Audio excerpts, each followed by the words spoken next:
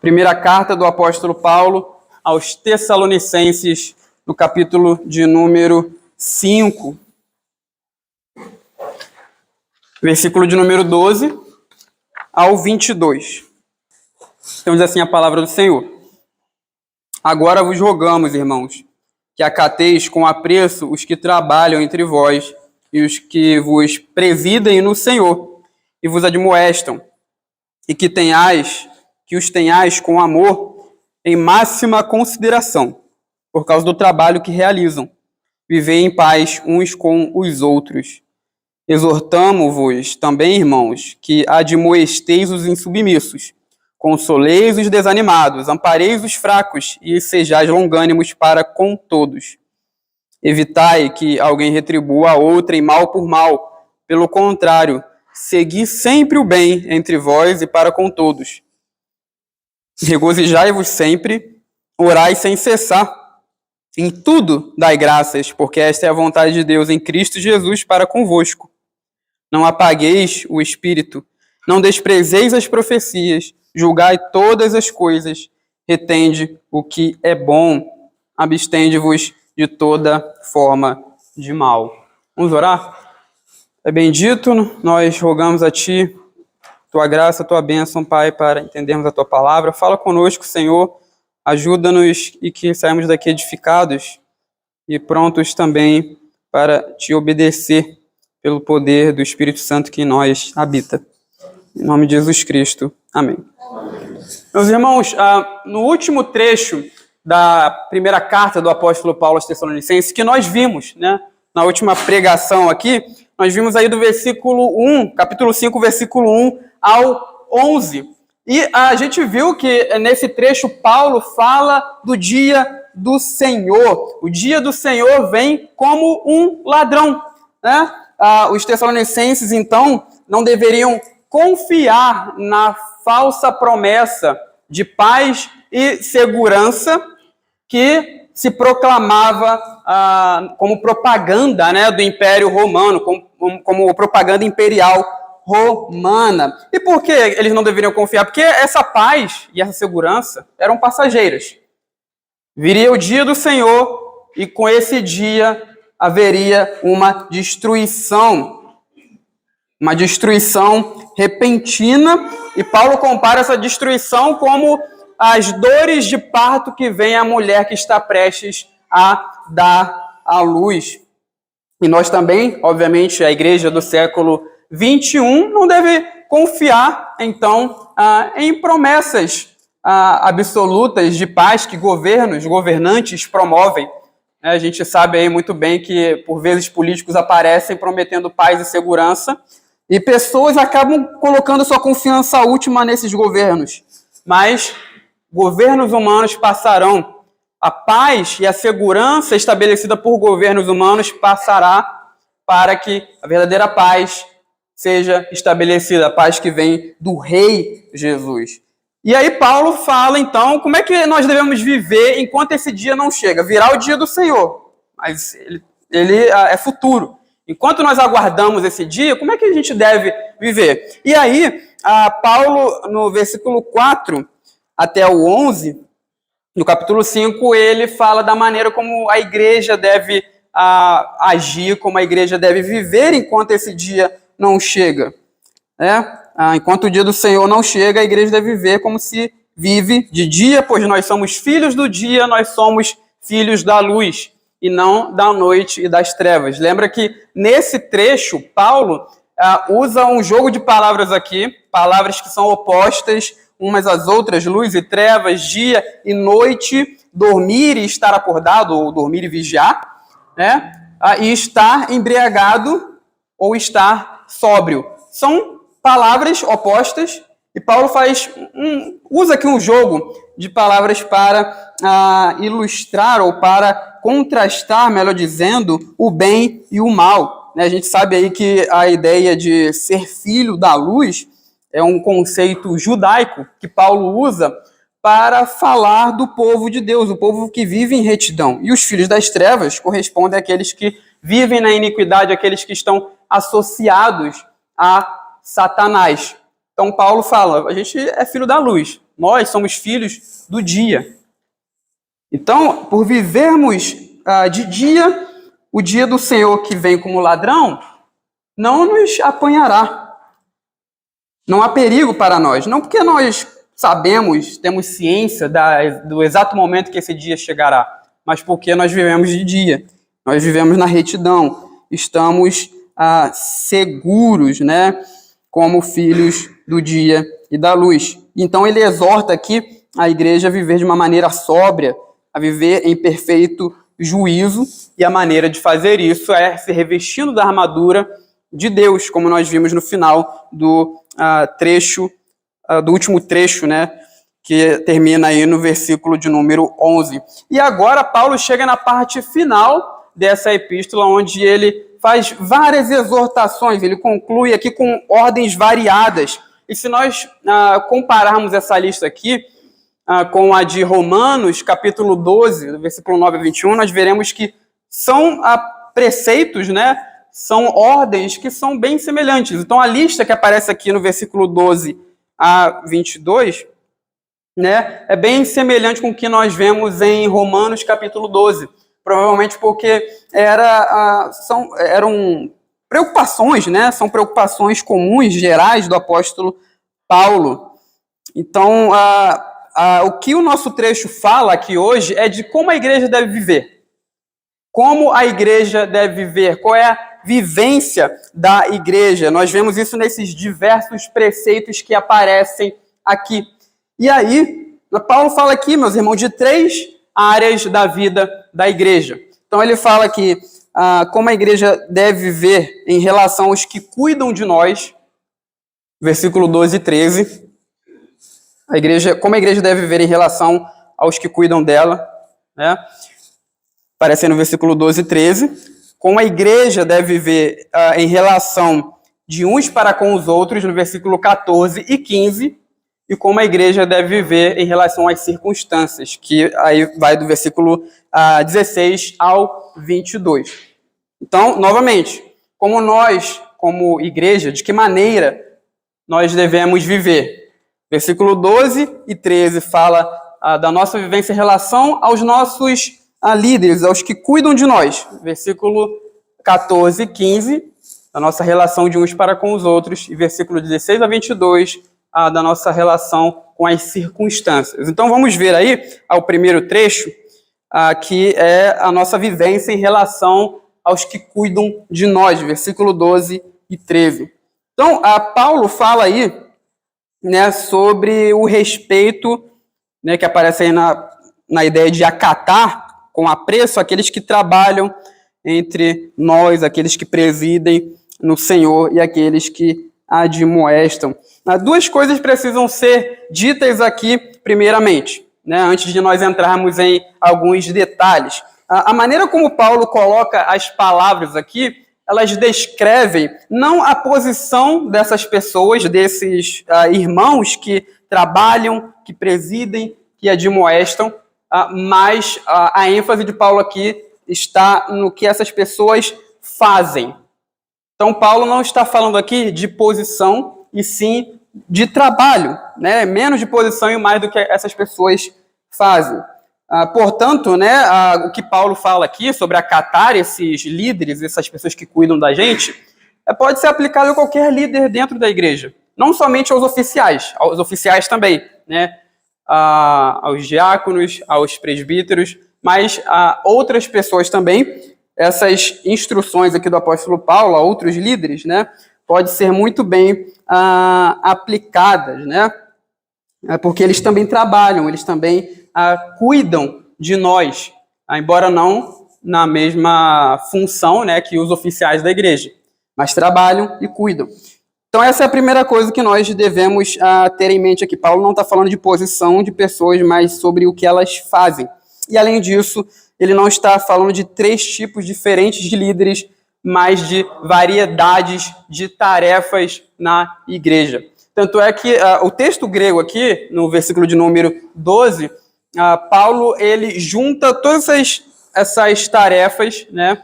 Ele escreve de uma maneira que essas tarefas estão em conjunto. Ele não está falando de funções diferentes, de líderes diferentes, mas de variedade de tarefas na igreja. Então, essas duas coisas precisam ser claras aqui. Então, nós começamos aí com o dever de respeitar os que trabalham entre nós. O verbo que Paulo usa aqui para trabalhar, ele usa bastante para falar do ministério. Ele já usou essa palavra para falar do trabalho de Silas e Timóteo, que eram seus companheiros de viagem missionária. Ele usou essa palavra lá no capítulo 2, versículo 9, no capítulo 3, versículo 5, para se referir a Silas e Timóteo. Em outras cartas posteriores também, Paulo usa essa palavra aqui para se referir ao trabalho apostólico, né? Os apóstolos trabalhavam. Então, Paulo, ele fala deles em outras cartas usando a palavra que aparece aqui, a palavra que ele usa para trabalho. E ele também usa essa palavra para falar de outras pessoas que estavam envolvidas no trabalho cristão e trabalhavam no Senhor. Então, o que Paulo quer falar aqui? Ele coloca a ênfase aqui mais no serviço, né? Mais no trabalho, mais na labuta, naquele trabalho árduo, trabalho cansativo. Ele não está especificando exatamente o que essas pessoas fazem, ele não especifica como elas trabalham, mas a ideia aqui é falar que líderes trabalham, líderes na igreja fazem alguma coisa, né? Eles trabalham, eles servem, tá bom? Então, essa é a ideia aqui que o apóstolo Paulo traz para a gente. Além disso, além de pessoas que trabalham, Paulo também fala de pessoas que cuidam, que aparece aí no versículo 12 também. Olha aí na tua Bíblia. Veja que Paulo fala de pessoas que presidem. E aí, meus irmãos, presidir é muito mais bem traduzido como cuidar, tá?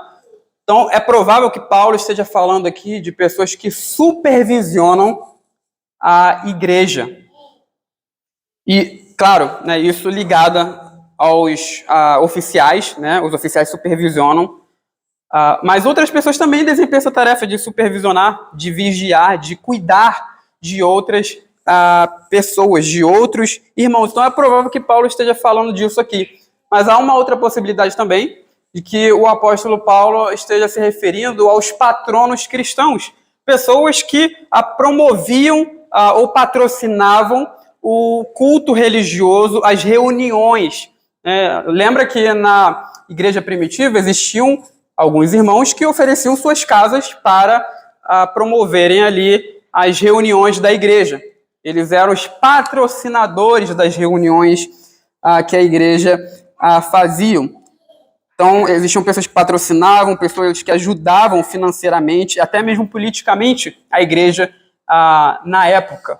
Então, talvez ele esteja falando também desse tipo de pessoa ou que supervisiona, né, ou que patrocinava as reuniões da igreja. E, por fim, Paulo fala aí dos líderes da igreja, né, que tem a tarefa de admoestar. Então, ele tem em vista aqui a ideia de instruir pessoas, admoestar, instruir, né?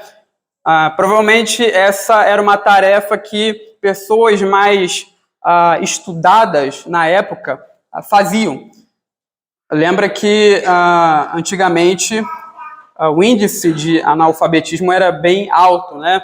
Então, algumas pessoas tinham instrução e provavelmente essas pessoas que tinham instrução, que haviam estudado, né, tinham essa posição, né, essa tarefa, melhor dizendo, na igreja, de instruir, de admoestar os outros irmãos. E aí Paulo fala, né, para que nós respeitemos esses líderes e para que vivamos em paz, né? E que nós os amemos. Veja o versículo 13. E que os tenhais com amor em máxima consideração por causa do trabalho que realizam. Viver em paz uns com os outros. Então, como nós falamos, a ênfase do apóstolo Paulo está mais nas tarefas, no serviço, no trabalho, do que na posição dessas pessoas. Nós sabemos um pouco sobre o que esses líderes faziam, como o trecho aqui nos fala, né? Admoestar, instruir, cuidar, mas nós não sabemos quem são essas pessoas e não sabemos quais eram os cargos delas. Isso aqui é muito importante. A gente sabe um pouco do que essas pessoas faziam, como elas trabalhavam, mas nós não sabemos quem são essas pessoas e qual era o cargo que elas ocupavam na igreja. Isso é muito importante, meus irmãos, porque na cultura que nós vivemos, as pessoas gostam muito de títulos, as pessoas gostam muito de cargos, porque o cargo, o título, traz um ar de importância, de status. As pessoas gostam disso, né? De honra, né? De uma certa glória ali com o título que elas possuem. E assim, muitos na igreja também podem se sentir tentados a cobiçarem, a desejarem mais cargos do que encargos, mais a posição do que a tarefa, o trabalho. Aí o nosso anseio como cristãos, como povo de Deus, se nós queremos trabalhar na igreja, nós devemos desejar o trabalho pelo trabalho e não pela posição. Devemos desejar a tarefa, o serviço para o Senhor, pelo servir ao Senhor, e não por título. Então isso aqui é muito importante para a gente.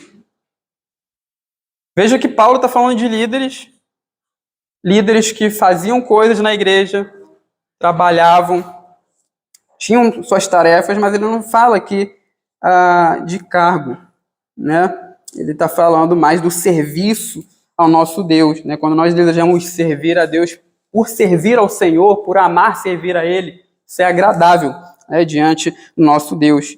E nós aprendemos aqui que nós devemos honrar os líderes da igreja, por causa da tarefa que eles desempenham. Não apenas aqueles que são oficiais, mas outros líderes também na igreja. Por exemplo, na nossa igreja existem pessoas que cuidam dos jovens, dos adolescentes, pessoas que cuidam das crianças, instruem ambos. Por exemplo, nas sociedades internas também existem líderes lá. Pessoas que têm tarefas muito semelhantes àquelas que aparecem aqui no texto. Nós devemos reconhecer essas pessoas, respeitar essas pessoas, ter essas pessoas em máxima consideração. Né? Lembre-se sempre de honrar e de amar, de considerar as pessoas que foram colocadas para cuidar de vocês. E perceba, meus irmãos, que o tipo de respeito que devemos dar aos líderes não tem a ver com bajulação. Paulo não fala disso aqui. E muitas igrejas entenderam completamente errado a ideia de honrar os líderes, né? Em nenhum lugar da Bíblia Deus manda bajular líder. Mas muitas pessoas fazem isso, né? Infelizmente. E até mesmo para conseguir títulos na igreja. Aquela pessoa que fica ali, né, faz tudo, né? Acata tudo que o líder dela fala, até mesmo quando ele está errado, bajula ele para conseguir algum cargo, para conseguir alguma posição na igreja. Esse tipo de honra não é honra de verdade, isso aí é bajulação, né? É uma visão distorcida do que é liderança também. E algumas ideias teológicas que existem no nosso tempo promovem esse tipo de erro, né? Esse tipo de visão equivocada sobre o que é o líder. Por exemplo, a ideia de cobertura espiritual, aquela ideia de que o líder ele promove a igreja, um tipo de proteção, um tipo de cobertura ali, que dá proteção para aquelas pessoas que estão debaixo daquela liderança, e se essas pessoas saem dali, elas estarão desprotegidas, estarão em maus lençóis, né?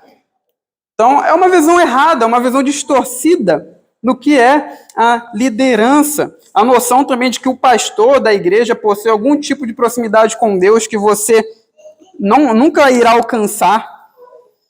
Né? Esse tipo de crença promove até mesmo bajulação. E às vezes essas pessoas dão mais valor à posição dos seus líderes do que o trabalho que eles fazem. Então, no respeito com o líder, não deve haver bajulação, e sim honra, amor, consideração por causa daquilo que eles fazem, porque eles servem ao Senhor e eles cuidam de nós. Então, veja que nesse primeiro trecho nós vimos sobre como a igreja deve viver, como nós devemos viver em relação aos que cuidam de nós, os nossos líderes. E Paulo continua aqui no segundo trecho, e ele vai falar de como a igreja deve viver em relação de uns para com os outros. De que maneira nós, como igreja, devemos viver em relação de uns para com os outros. Versículo 14 e 15. Então, Paulo aqui nesse trecho, acompanha aí, ele traz uma série de imperativos. Exortamo-vos também, irmãos, aqui admoesteis os insubmissos, consoleis os desanimados, ampareis os fracos, e sejais longânimos para com todos. Evitai que alguém retribua a outrem mal por mal. Pelo contrário, segui sempre o bem entre vós e para com todos. Então, Paulo aqui ele traz uma série de imperativos que, mediante aquilo que nós falamos agora sobre a liderança da igreja, pode dar a entender que esses imperativos aqui, essas ordens, estão relacionadas a esses líderes. Ou seja, são os líderes que devem admoestar os insubmissos, eles que devem consolar os desanimados, eles que devem amparar os fracos e assim por diante. Né? Mas perceba, meus irmãos, que Paulo não está se dirigindo aos líderes da igreja. Ele está se dirigindo à congregação. E isso é muito importante aqui, porque essa carta ela foi lida para a igreja, né?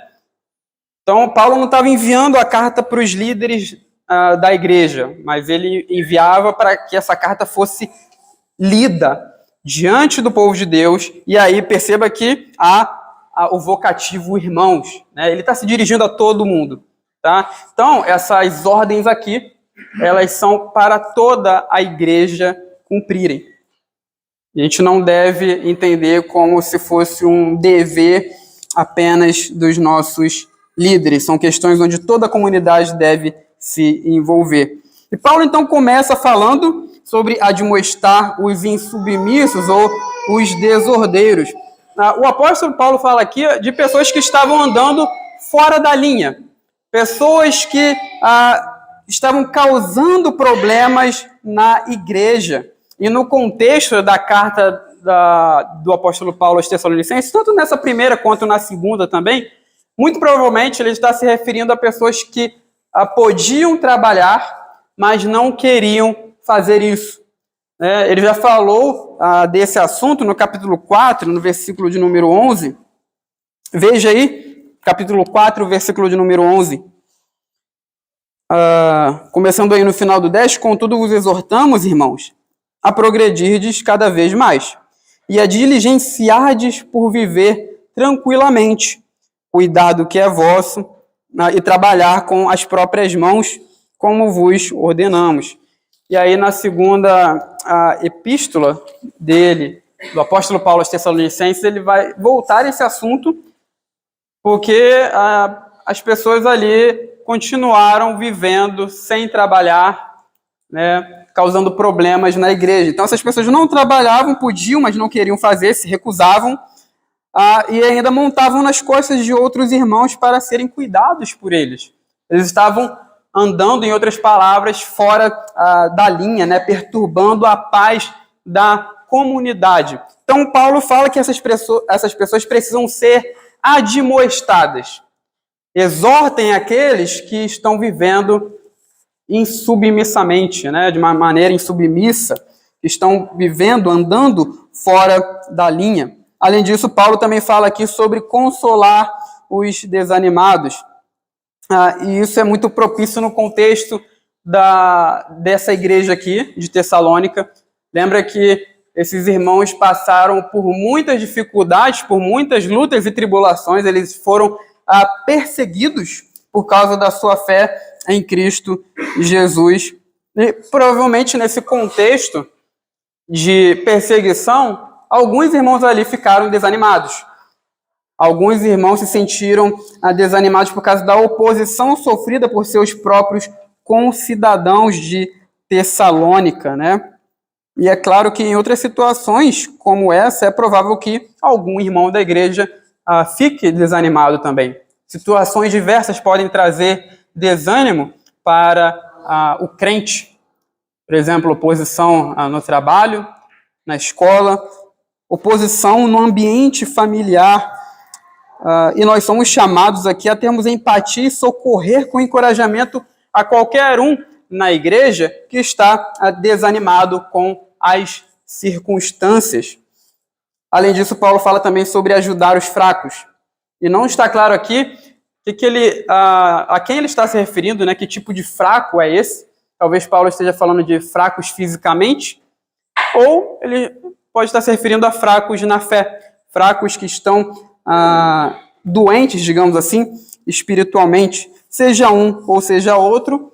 O que é importante aqui é que ele está mostrando que existem pessoas na igreja que precisam de apoio, de cuidado, da ajuda de toda a comunidade, né? E às vezes essa ajuda aos fracos requererá de nós um acompanhamento mais próximo, mais tempo, né? Dedicação do nosso tempo ao nosso irmão, a paciência, né? E, às vezes, até a prática do perdão. Quando as pessoas estão fracas espiritualmente, por vezes elas se tornam pessoas difíceis. E aí, haja paciência, né? Nós teremos que agir com paciência com esses irmãos e até mesmo praticar o perdão com eles. E, aliás, é isso que o apóstolo Paulo fala no trecho seguinte, quando ele diz aí sobre ser longânimo para com todos, né? Depois que ele fala sobre amparar os fracos, no versículo 14, ele termina esse versículo dizendo: sejais longânimos para com todos. E é interessante que o termo aqui usado por apóstolo Paulo, que foi traduzido como longânimo aqui, ele significa literalmente sofrer muito em relação a outra pessoa. Então, às vezes, será necessário no cuidado, na ajuda com os fracos, mais do que a paciência, mais do que a ajuda propriamente, mas também será necessário a disposição de sofrer em relação ao nosso irmão, ou seja, de sermos perdoadores, né? Aceitar ali o sofrimento que aquele irmão causou a nós com o perdão que Cristo nos ensina. E Paulo também, ele termina aí esse trecho no versículo de número 15, lembrando das instruções do próprio Senhor Jesus. Veja que o versículo 15, ele fala sobre não retribuir a outra pessoa o mal que ela nos causa. Isso te lembra alguma coisa? Nos remete lá a palavra do Sermão da Montanha, né? A instrução do Senhor no Sermão do Monte. Então, Paulo aqui está ecoando a tradição da igreja que foi primeiramente trazida pelo nosso Senhor Jesus durante o seu ministério. No capítulo 5 de Mateus, Jesus diz o seguinte, versículo 38, ouviste que foi dito, olho por olho, dente por dente, eu, porém, vos digo, não resistais ao perverso, mas a qualquer que te ferir na face direita, volta-lhe também a outra. Versículo 43, ouviste que foi dito, amarás o teu próximo e odiarás o teu inimigo, eu, porém, vos digo, amai os vossos inimigos e orai pelos que vos perseguem, para que vos torneis filhos do vosso Pai Celeste. Então, perceba que Paulo aqui está ecoando as próprias palavras do nosso Senhor Jesus. Então, quando nós sofremos como cristãos, sofremos, eu estou falando aqui sofrer em relação ao nosso irmão, né? Nós devemos nos abster de qualquer tipo de retaliação pelo mal sofrido. Essa é uma verdade a ser buscada tanto dentro como também fora da igreja. Quando nós sofremos, devemos nos abster de qualquer tipo de retaliação, meus irmãos. Isso faz parte do nosso chamado para sermos filhos de Deus por imitação ao nosso Pai Celeste, porque Deus também perdoa. Deus usa de bondade com pessoas que praticam o mal dia após dia. Pessoas que pecam contra Deus, pessoas que desobedecem às instruções do Senhor, e Deus usa de bondade para com elas. Quantos ímpios têm tantas coisas boas que Deus os dá, exatamente porque Deus é bom. Ele usa de misericórdia, nós devemos usar de misericórdia também para os que fazem o mal conosco. Além disso, sofrer quando fazem o mal a nós faz parte do nosso chamado para imitarmos a Cristo. Pedro, ele diz que quando nós sofremos por fazer o bem, faz parte do nosso chamado para imitarmos o nosso Senhor Jesus, pois que também Cristo sofreu em vosso lugar, deixando-vos exemplo para seguirdes os seus passos, o qual não cometeu pecado, nem dolo algum se achou em sua boca. Pois ele, quando ultrajado, não revidava com ultraje. Quando maltratado, não fazia ameaças, mas entregava-se àquele que julga retamente.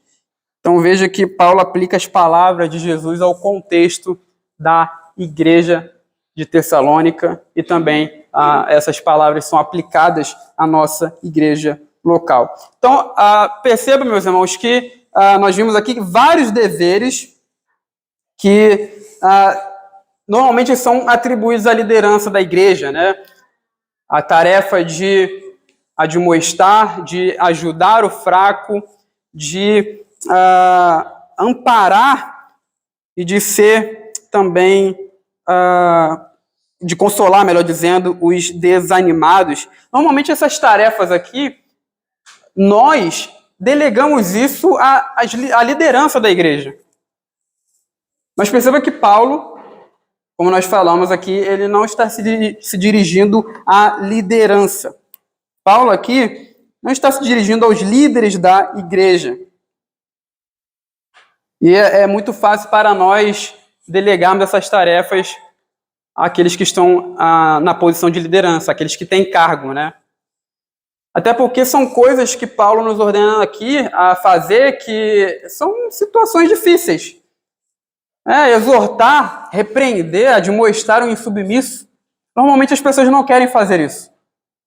Normalmente as pessoas fogem desse tipo de situação, porque na cabeça delas é constrangedor, é difícil falar do erro dos outros, né? Chegar para o outro e falar, você está errado nisso, você tem que mudar. Não é uma situação fácil. Não é fácil. Aí as pessoas pensam também que isso vai gerar problemas pessoais entre ela e aquele que está vivendo de uma maneira insubmissa, né? Então elas fogem disso. Ajudar o fraco, deixa lá que o pastor da igreja vai fazer, os presbíteros vão fazer isso. Né? O irmão está lá passando dificuldade, deixa lá que o pastor vai lá encorajar ele, o pastor ele é estudado, sabe teologia, ele vai lá dar uma palavra boa para esse irmão. Mas Paulo está chamando todo mundo aqui a fazer isso. Ele está falando com a igreja. Então nós não devemos delegar tarefas que a Bíblia nos dá como povo de Deus os líderes da igreja. Eles vão fazer isso, claro. Os líderes da igreja vão fazer isso, obviamente. Mas nós também devemos fazer. Então é isso que nós somos chamados aqui. Comunidade, como um todo, é chamada a ter uma relação boa de uns para com os outros, a admoestar aquele que vive de uma maneira insubmissa, que vive fora da linha, a ajudar os fracos, a consolar os desanimados, a perdoar. Então é assim que nós devemos viver como igreja em relação de uns para com os outros. E terminando, caminhando para o final, veja que Paulo fala da maneira como nós devemos viver em relação às circunstâncias, versículo 16 a 22. Então, provavelmente, esse trecho, do versículo 16 ao 22, é uma antiga tradição cristã. Então, Paulo, provavelmente, ele não estava inventando, né, ou criando, melhor dizendo, esse trecho aqui no momento em que ele escreve ali a igreja de Tessalônica, né, essa carta. Mas é provável que esse trecho fosse uma tradição já estabelecida na igreja, né, instruções em geral que igrejas em vários lugares deveriam seguir. E meus irmãos, perceba que Paulo começa no primeiro trecho dessa terceira parte do nosso sermão, falando de regozijar sempre, de orar sem cessar, e no versículo 18, de em tudo dar graças. E nós já vemos que o contexto da igreja de Tessalônica era de perseguição, de tribulação, e que essas tribulações poderiam trazer desânimo às pessoas. Além do desânimo, a falta de alegria, né, a ausência de alegria, o abandono da oração, a ausência de gratidão poderiam vir com esse tipo de desânimo, né? Às vezes nós ficamos fracos espiritualmente e com a fraqueza vem todo tipo de enfermidade espiritual e poderia acontecer isso também nessa ocasião. Então, esse trecho final é muito propício também para essa ocasião em que a igreja sofre. Então, Paulo encorajou esses irmãos a terem primeiramente, vidas caracterizadas pela alegria, pela oração e pela ação de graças. E uma palavra é muito necessária aqui, porque esse trecho aqui é, por muitas vezes, mal entendido. Quando Paulo fala aí de regozijar-vos sempre, ele não está dizendo que a pessoa, o crente, ele não pode sentir tristeza, tá? Algumas pessoas entendem que o crente ele tem que estar alegre, né? O tempo todo, até em estado de euforia. Mas Paulo não está dizendo isso aqui. A tristeza, meus irmãos, e o lamento é legítimo em algumas ocasiões. Olhe para os salmos, né? Para o nosso saltério. Muitos salmos ali são salmos de lamento, em que tanto Davi quanto outros salmistas estavam passando por a tristeza, por causa da ocasião em que ele estava vivendo. E é uma tristeza legítima. Por causa do lamento, por causa da tristeza que essas pessoas passaram, nós temos hoje nas Escrituras as mais belas demonstrações de devoção ao nosso Deus. Esses poemas que foram escritos e que Deus usa até hoje como instrumento de consolo para muitos cristãos. São demonstrações legítimas de tristeza, ocasiões legítimas de lamento. O próprio Jesus não viveu alegre o tempo todo. Lembra lá de João capítulo 11, quando Lázaro morre?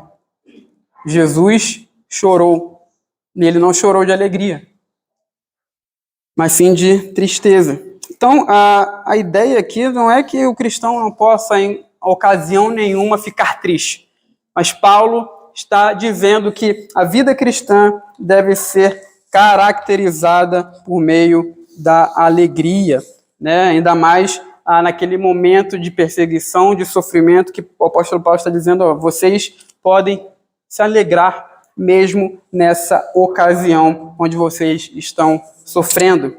E, ademais, quando Paulo fala aí, né, em tudo dar graças, ele também não está dizendo que nós devemos dar graça por tudo o que acontece em nossa vida. Esse é outro trecho que é mal entendido pelas pessoas. Em tudo dar graças não é dar graças por tudo. Perceba que o trecho não é por tudo dai graças, mas sim em tudo dai graças. A ênfase é mais sobre a circunstância. Então, em nenhum lugar da Bíblia, Deus manda nós sermos gratos por coisas mais que nos acontecem. Imagina um pai, um crente, que tem uma filha e a sua filha é estuprada, ele tem que dar graças porque a sua filha passou por aquilo? É óbvio que não. Em nenhum lugar da Bíblia a gente encontra esse tipo de ordem, né? Mas sim, o que Deus deseja em Cristo Jesus para nós é que nós sejamos gratos em todas as circunstâncias.